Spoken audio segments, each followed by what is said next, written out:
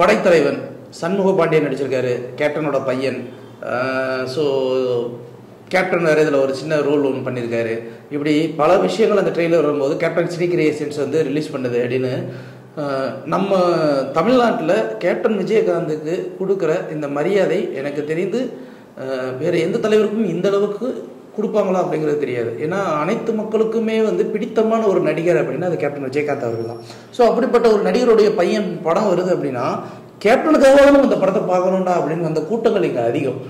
நம்ம வெறும் கட்சி தொண்டர்கள் மட்டும் நம்ம சொல்லக்கூடாது. ஏன்னா இது விஜயகாந்துக்கு செய்யக்கூடிய ஒரு மிகப்பெரிய மரியாதை அப்படிங்கிற ஒரு விஷயத்துக்காக நிறைய பேர் படம் பார்க்க வந்தாங்க. படைத்தலைவன் எப்படி இருக்குது அப்படின்னு நம்ம யோசிக்கும்போது கதைப்படி ஒன்றுமே இல்லை. ஒரு பொள்ளாச்சி மாதிரியான ஒரு இடத்துல யானையை வச்சுட்டு 25 வருஷமாக யானையை வளர்த்துக்கிட்டு இருக்கு சண்முக பாண்டியன். அவங்க அப்பா கஸ்தூரி ராஜா, ஒரு அழகான குடும்பம், நல்லா போய்கிட்டு இருக்கு.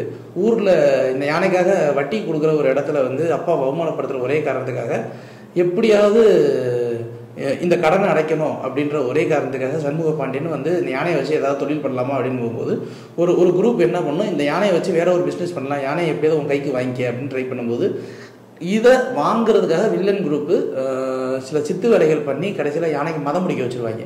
யானைக்கு மதம் முடிச்சதுனால வந்து அதை கொண்டு போய் வனச்சாரகத்தில் விட்டுருவாங்க. இப்போ அந்த வனச்சாரகத்தில் மீட்க போகும்போது பார்த்தீங்கன்னா அந்த யானை காணாமல் போயிடும். எங்கே போச்சு என்னாச்சு அப்படிங்கிறதே தெரியாது. ஸோ இந்த யானையை தேடி இவருடைய பயணம் போகுது. அங்கே வேற ஒரு சம்பவம் நடக்குது. இது எல்லாத்தையும் மிக்ஸ் பண்ணி எடுக்கப்பட்ட படம் தான் இந்த படைத்தலைவன். இந்த படத்துடைய கதை வந்து என்னென்னா, நம்ம யானை இந்த மாதிரி படங்கள் நிறைய படங்கள் வந்துச்சு. ராமநாராயணன் படம் எடுத்துக்குவோம், சாண்டோ சின்னப்ப தேவர் படங்கள் எடுத்துக்குவோம். ஏன் ரீசெண்ட் டேஸாக இல்லை, ஒரு 15-20 வருஷத்துக்கு முன்னாடி டோனி ஜா அப்படிங்கிற ஒரு நடிகர், சைனீஸ் நடிகர், அவர் நடித்த கும்கி வீரன் ஒரு படம் யானையை வச்சு தான்.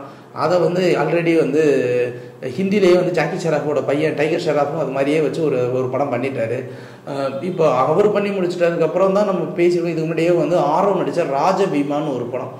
அந்த படத்துலேயே வந்து இந்த யானையை வந்து ரொம்ப பாசமாக வளர்ப்பார் ஒரு தேட்டர் ஓனர். திடீர்னு வந்து யானையை ஒருத்தன் கடத்திட்டு போயிடுவான். அந்த யானையை கண்டுபிடிக்கிறதுக்காக ஒரு தேடி அங்கங்கன்னு ஒரு வனச்சரகத்துக்கு போவார், எங்கேயோ போவார். கடைசியில் அந்த யானை கண்டுபிடிச்சாரா இல்லையா அப்படின்றதான் கதை. கிட்டத்தட்ட ரெண்டுமே ஒரே கதை தான். 2 பேரும் ஒரே தேட்டர் ஒன்றா உட்காந்து பேசியிருப்பாங்க போல. சரி இந்த கதையை நீ எடு, இந்த கதையை நான் அதே கதையை அப்படியே தான் திருப்பி எடுத்து வச்சுருக்காங்க. இதில் என்ன ஸ்க்ரீன் பிளே கொஞ்சம் வித்தியாசமாக பண்ணுறேன் அப்படிங்கிற பேரில் இந்த நரபலி மற்ற விஷயங்களில் வேறு எக்ஸ்ட்ரா ஆடடாக சில விஷயங்கள் பண்ணியிருக்காங்க. ஸோ இது ஒரு பக்கம் இருக்கட்டும். இந்த படத்தில் கஸ்தூரி ராஜா அப்பா அவர் வந்து 100 ரூபா கொடுத்து நடிக்க சொன்னால் 1000 ரூபாய்க்கு நடிக்கிறாரு. இன்னொரு பக்கம் சண்முக பாண்டியன் அவர் வந்து நடிக்க சொன்னால் அவர் வந்து உம்மனா மூஞ்சியாக இருக்கார். இந்த 2 கேரக்டருமே ரொம்ப தப்பாக இருக்குது. நடிக்க வேண்டிய ஹீரோவுக்கு கொஞ்சமாவது எக்ஸ்பிரஷன்ஸ் வைஸ் ஏதாவது ஒன்று பண்ணியிருக்கணும், அவர் எதுவுமே பண்ணலை. கஸ்தூரி ராஜா ஓவர் ஆக்டிங் பண்ணிட்டு இருக்காரு.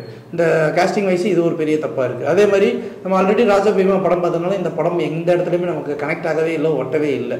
அப்புறம் அந்த ஏதோ அந்த ஒரிசா மாநிலத்தில் வந்து ஒரு ஆதிவாசிகள் இருக்கிற மாதிரியான ஒரு இடத்த காமிக்கிறாங்க.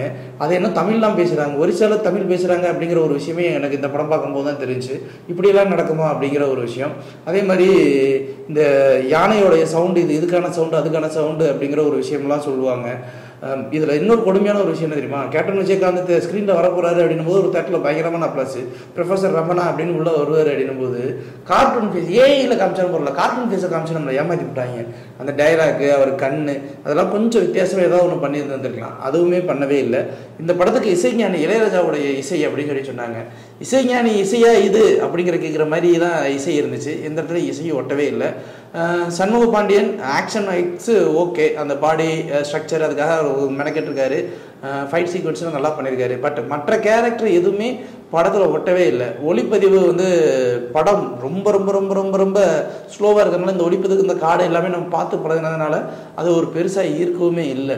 இவ்வளோ ஸ்லோவான ஒரு ஸ்க்ரீன் பிளே. இந்த ஸ்க்ரீன் பிளேயில் வந்து எல்லாமே தெரிந்து போன ஒரு கதைகள். அதுலேயுமே வந்து என்னமோ சண்முக பாண்டியன் கைதி படத்தில் வந்து இவனுக்கு பிடிச்சி கொடுக்கும் லைஃப் டைம் செட்டில்மெண்ட்ரா அப்படிங்கிற மாதிரி ஒரு குரூப் வரும். அது என்னாச்சுங்கிறதே தெரியல. ஸோ கதையை அங்கங்கே பிச்சு போட்டு வச்ச மாதிரி சில விஷயங்கள்லாம் பண்ணதுனால என்னவோ தெரியல. படைத்தலைவன் எங்களுக்கு வந்து தலைவனாக ஜொலிக்காமலே போயிட்டார். அதுவும் இந்த நரபலிங்கிற ஒரு விஷயத்தெல்லாம் ஒன்று பண்ணி கொண்டு வருவாங்க. இந்த நரபலிங்கிற விஷயம் காட்டுக்குள்ளே எவனோ ஒருத்தர் வருவான். இந்த தாந்திரிக்கு இந்த மெத்தட் இதெல்லாம் என்னங்கிறத அடிப்படையில் கொஞ்சம் சொல்லி புரிய வச்சுட்டு அதுக்கப்புறம் அந்த கதைக்குள்ளே நம்மளை கொண்டு போனாங்கன்னா தான் நமக்கு புரியும். என்னென்னே சொல்லாமல் இப்படி வந்தால் ஒன்று பண்ணால் உடனே பெரிய ஆயிடுறான்றது எதன் அடிப்படையில் நம்ம நம்புறது. ஸோ இப்படி எதுவுமே வந்து முற்று பெறாத ஒரு சீன் காட்சிகளாக வச்சு இந்த படத்தை முடித்ததுனால எங்களுக்கு படைத்தலைவன் பெருசாக படையெடுக்க முடியாத தலைவன் ஆயிட்டார். Like, share and subscribe. Subscribe பண்ணாதவங்க இப்பவே சப்ஸ்கிரைப் பண்ணிருங்க. எங்களோட அப்டேட்ஸ் உங்களுக்கு வரணும்னா பெல் பட்டனை பிரஸ் பண்ணுங்க.